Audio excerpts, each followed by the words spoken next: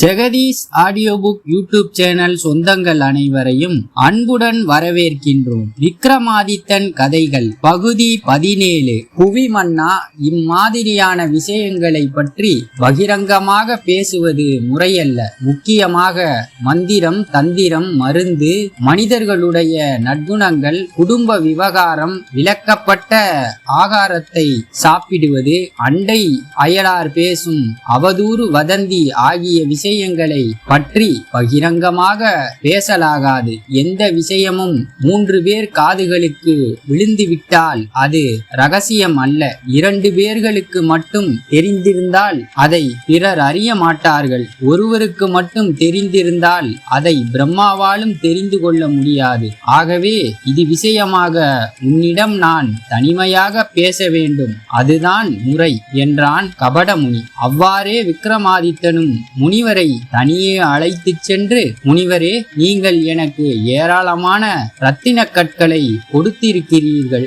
ஆயினும் நான் ஒரு நாளைக்காவது உங்களுக்கு ஆகாரம் கூட அளித்ததில்லை. உங்களுக்கு என்ன வேண்டும் என்பதை தெரிவியுங்கள் என்று கேட்டான். எனக்கு ஒரு லட்சியம் உண்டு. அதை நீ நிறைவேற்றி கொடுப்பதாக வாக்கு கொடுப்பாயாகில் அதை நான் சொல்கிறேன் என்றான் ஞானசீலன். விக்ரமாதித்தனும் அவ்வாறே அளித்தான். புவி அரசே, வனாந்தரத்திலும் துர்க்கையம்மனை சேவித்து தந்திரங்களாலும் ஜபதங்களாலும் ஒரு ஹோமத்தை நான் நடத்த வேண்டும். அஷ்டமா சித்திகளும் அதன் பயனாக கிட்டும். அதற்காக நீ ஒரு நாள் முழுவதும் என்னுடன் இருக்க வேண்டும். இதைத்தான் நான் யாசிக்கிறேன். அவ்விதம் நீ என்னிடம் இருப்பதால் என்னுடைய உச்சாடனம் பலிக்கும் என்று தெரிவித்தான் யோகி. சரி, நான் வருகிறேன். என்றைக்கு நான் வரவேண்டும் என்று கேட்டான் விக்ரமாதித்தன். வருகிற கிருஷ்ண பக்ஷ சதுர்த்தியும்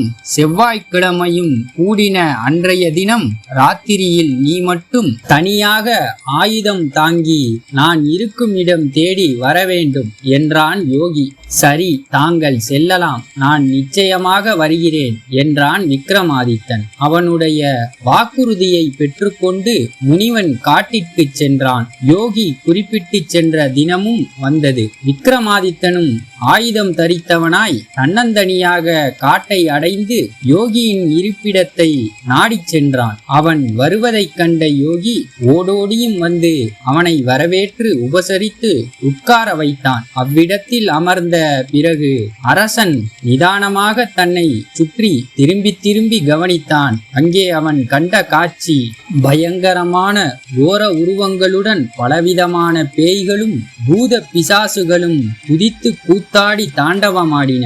இவைகளை கண்ட அரசன் பயமோ அச்சமோ கொள்ளவில்லை. மாமுனிவரே, எனக்கு என்ன கட்டளை இடுகிறீர்கள் என்று யோகியை பார்த்து கேட்டான் விக்ரமாதித்தன். புஜ பராக்கிரமா, நீ வந்திருப்பதால் இந்த ஓர் உதவியை செய்.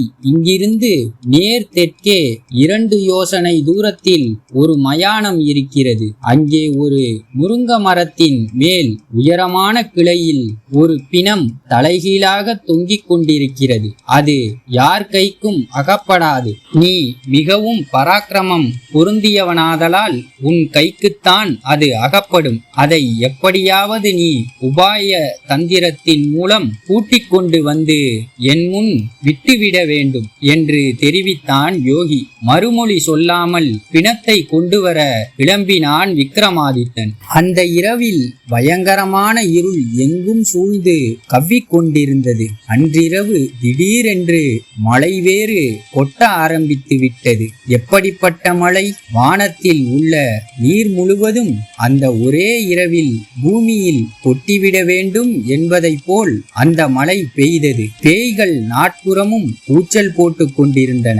இவ்வளவு கோரத்தை கண்ட எந்த மனிதனும் பின்வாங்கி விடுவான். ஆயினும் விக்ரமாதித்தன் நிலை கலங்கவில்லை. தைரியமாக போய்க் கொண்டிருந்தான். வெள்ளக்காட்டின் வழியே செல்லும் விக்ரமாதித்தனின் கால்களை பாம்புகள் சுற்றி கொண்டன. மந்திரங்களை உபசரித்துக் கொண்டே அவைகளை உதறி தள்ளிவிட்டு நடந்தான் வீராதி வீரன். பயங்கரமான அந்த இரவிலே 2 யோசனை தூரம் அவன் நடந்து யோகி குறிப்பிட்ட மயானத்தை அடைந்தான். அங்கே பேய்களும் பூதங்களும் பிசாசுகளும் மனிதர்களை பிடித்து வந்து அவர்களின் வயிற்றை கிழித்து இரத்தத்தை உறிஞ்சி எக்காலமிட்டன. பிணங்களை சுவைத்து தின்றும் பிள்ளைகளின் ஈரலை ருசித்து பார்த்தும் ஆனந்த கூத்தாடி கொண்டிருந்தன. துஷ்ட மிருகங்கள் நாட்புறமும் திரிந்தன. இவைகள் ஒன்றையும் லட்சியம் செய்யாமல் விக்ரமாதித்தன் நேராக முருங்க மரத்தை அடைந்தான். மரத்தை அவன் நிமிர்ந்து பார்த்தபோது அடிமுதல் நுனி வரையில் ஒவ்வொரு கிளையிலும் கொழுந்துவிட்டு எரிந்து கொண்டிருந்தது. நாலா பக்கங்களிலும் பிடி பிடி கொல்லு கொல்லு என்று பிசாசுகள் சத்தம் போட்டு கொண்டிருந்தன. விக்ரமாதித்தன் சிறிதும் பயம் கொள்ளாமல் பக்கத்தில் நெருங்கி பார்த்தான். கிளை ஒன்றில் பிணம் ஒன்று தலைகீழாக கட்டி தொங்கவிடப்பட்டிருந்தது. அதை பார்த்த விக்ரமாதித்தனுக்கு உவகை உண்டாயிற்று. அப்பாடா, இவ்வளவு கஷ்டங்களுக்கு பிறகு ஒரு முடிவு நெருங்கியதே என்று சந்தோஷத்தோடு அந்த மகாராஜன் மரத்தின் மேலேறினான். கத்தியின் ஒரே வீச்சால் கயிற்றை அறுத்து பிணத்தை கீழே தள்ளினான். கீழே விழுந்த பிணம் பல்லை நரநரவென்று கடித்தது. மேலும் அழத் தொடங்கிவிட்டது. அதன் அழுகுரலை கேட்ட ராஜன் ஆச்சரியம் அடைந்தவனாய், இந்த பிணம் உயிருடன் இருக்க வேண்டும் என்று தனக்குள் எண்ணியவனாய் கீழே இறங்கினான்.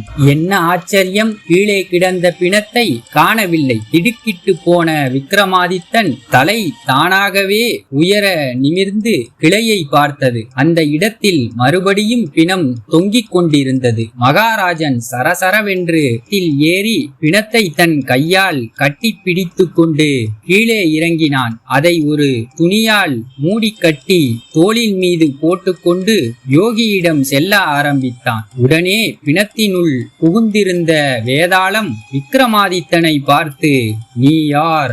என்னை எங்கே தூக்கிச் செல்கிறாய் என்று கேட்டது. நான் உஜ்ஜயினி பட்டணத்து விக்ரமாதித்த மகாராஜன். உன்னை கொண்டு வரும்படி யோகி உத்தரவிடவே தூக்கிச் செல்கிறேன் என்று பதில் அளித்தான் அவன். ராஜாதிராஜனே, நான் யார் தெரியுமா? யாருக்கும் அடங்காத வேதாளம். என்னை தூக்கிச் செல்வதாயிருந்தால் ஒரு நிபந்தனை உண்டு. வழியில் நீ வாய் திறந்து பேசினாயானால் நான் மறுபடியும் கட்டவிழ்ந்து கொண்டு முருங்க மரத்துக்கு போய்விடுவேன் என்றது. அதன் பிரகாரமே விக்ரமாதித்த மகாராஜன் மௌனமாக வேதாளத்தை தோளில் சுமந்து கொண்டு நடக்கத் தொடங்கினான். சிறிது தூரம் சென்றதும் வேதாளம் மெல்ல விக்ரமாதித்தனிடம் பேசத் தொடங்கியது. மகாராஜனே, அறிவு, ஞானம், விவேகம், பாண்டித்யம் இவைகளை உடைய பெரியோர் தங்கள் பொழுதை சாஸ்திர விசாரணையிலும் கவிதை ஆராய்ச்சியிலும் கழிப்பார்கள். முட்டாள்களும் மந்த புத்தியுள்ளவர்களும் தங்கள் பொழுதை தூங்குவதிலும் கேளிக்கைகளிலும் கழிப்பார்கள். ஆகவே இந்த வழி நடைக்காலத்தையும் பிரயோஜனமாக்கக்கூடிய வகையில் கழித்தல் நலமல்லவா? பிரயாணத்தில் கஷ்டம் தெரியாமல் இருக்க நான் ஒவ்வொரு புதிர்கதையாய் சொல்கிறேன், கேள் என்று சொல்லியது. விக்ரமாதித்தன் வாய் திறந்து பேசவில்லை. வேதாளம் மேலும் மேலும் பேசலாயிற்று. கேளுமையா ராஜனே, கதையை வெறுமனே கேட்டுக்கொண்டு போக விடமாட்டேன். நான் ஒவ்வொரு கதையும் சொல்லிவிட்டு ஒரு புதிர் போடுவேன். அதற்கு சரியான விடை சொல்லாவிட்டால் உன் தலை 100 சுக்களாக வெடித்துவிடும் என்றும் சொல்லியது. விக்ரமாதித்தன் என்ன செய்வான்? வேதாளத்தின் வார்த்தைக்கு கட்டுப்பட்டு புதிரை அவிழ்த்து சரியான விடை சொல்லாவிட்டாலோ தலை வெடித்துவிடும். ஆரம்பத்திலே சொல்லியுள்ள நிபந்தனைப்படி அவன் வழியிலே வாய் திறந்து பேசவும் கூடாது. பேசினால் மறுபடியும் வேதாளம் கட்டவிழ்த்து கொண்டு பழையபடி முருங்க மரத்திற்கு போய் தலைகீழாக தொங்கிவிடும். பார்த்தான் விக்ரமாதித்த மகாராஜன். திரும்பவும் முருங்க மரத்தை அடைந்து மரத்திலேறி வேதாளத்தை கட்டிப்பிடித்து தோளில் சுமந்து கொண்டு வரவும் முடியும். என்ற தைரியம் ஏற்பட்டது. ஒவ்வொரு முறையும் வேதாளம் ஒரு கதை சொல்லி புதிர் போடும். தன் தலை 100 சுக்களாக வெடிக்க காத்திருக்க விக்ரமாதித்தன் வாய் திறந்து பதில் சொல்லி விடுவான். உடனே வேதாளம் முருங்க மரத்திற்கு போய்விடும். அவ்விதம் 24 முறைகள் வேதாளம் விக்ரமாதித்தனுக்கு புதிர்கதைகள் சொல்லியது. ராஜனும் சளைக்காமல் திரும்ப திரும்ப முருங்க மரத்தை அடைந்து வேதாளத்தை பிடித்து கட்டி தூக்கி வந்தான். இந்த கதை தங்களுக்கு பிடித்திருந்தால் தொடர்ந்து எங்க சேனலுக்கு உங்க ஆதரவு கொடுங்க. லைக் பண்ணுங்க, ஷேர் பண்ணுங்க, கமெண்ட் பண்ணுங்க, சப்ஸ்கிரைப் பண்ணுங்க. நன்றி.